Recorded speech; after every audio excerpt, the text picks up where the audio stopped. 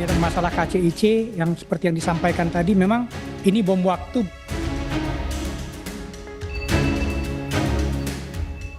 Beban utang kereta cepat Jakarta-Bandung atau WUSH kini menjadi beban berat bagi pihak yang menanggung utang. Dirut PT KAI Bobi Rashidin bahkan menyebut masalah utang PT KCIC selaku pengelola operasional WUSH sebagai bom waktu. Terutama kami dalami juga ya, masalah KCIC yang seperti yang disampaikan tadi memang ini bom waktu buat. Sebentar Pak Bobi, Bapak siapa yang managing direkturnya? KAI ini siapa? Sama siapa? Bu Febri. Oh, Bu Febri. Nah, tolong bicarakan soal di dalam RKAP-nya Danantara 2025, salah satunya ada penyelesaian permasalahan WUSH ini. Jadi kami akan koordinasi dengan Danantara untuk penyelesaian KCIC ini. Bola panas utang proyek WUSH pun kembali bergulir usai Chief Operating Officer Danantara, Doni Oskaria, mengajukan 2 skema penyelesaian utang proyek kereta cepat WUSH. 2 skema itu diantaranya dengan menyuntikkan dana kepada PT KAI atau menyerahkan infrastruktur kereta cepat kepada pemerintah. Yang artinya PT KCIC sebagai pengelola operasional akan mengubah model bisnisnya menjadi operator tanpa kepemilikan infrastruktur. Kami sudah rapat dengan Menko Infrastructure, kita juga sudah rapat dengan Kementerian Perhubungan, menawarkan beberapa opsi yang kita harapkan nanti menjadi solusi terbaik bagi industri kereta api kita ke depan. Salah satu opsi tentu saja adalah bagaimana kemudian kita menambahkan equity kita, ya, sehingga ini kan loan-nya yang teman-teman juga tentu tahu ya, bahwa ini utang pembangunannya cukup besar.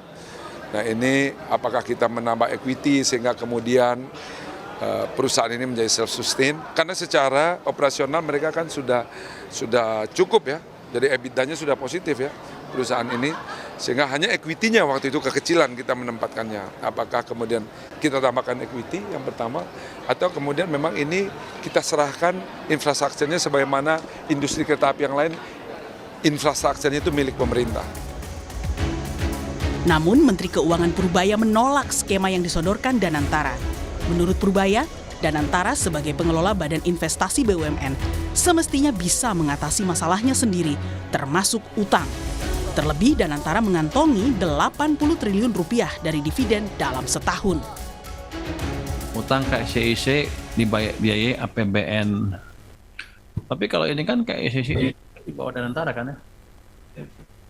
Kalau di bawah Danantara kan mereka udah punya manajemen sendiri, udah punya dividen sendiri yang rata-rata setahun bisa 80 triliun atau lebih.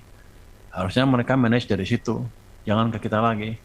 Karena kan kalau enggak ya semuanya ke kita lagi, termasuk dividennya. Jadi ini kan mau dipisahin swasta sama government. Ya jangan kalau enak swasta, kalau nggak enak government. Saya pikir begitu ya Pak.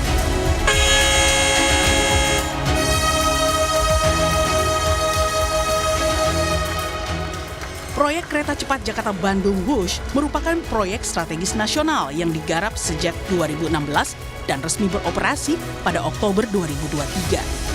Nilai investasi proyek jumbo ini mencapai 7,27 miliar dolar Amerika atau setara 118,37 triliun rupiah. Dari total investasi ini, sekitar 75% dibiayai melalui pinjaman dari China Development Bank. Pada 2024, PT Pilar Sinergi BUMN Indonesia (PSBI) mencatat kerugian sekitar 4, triliun rupiah dan hingga saat ini masih terus berlanjut. Tim Liputan Kompas TV.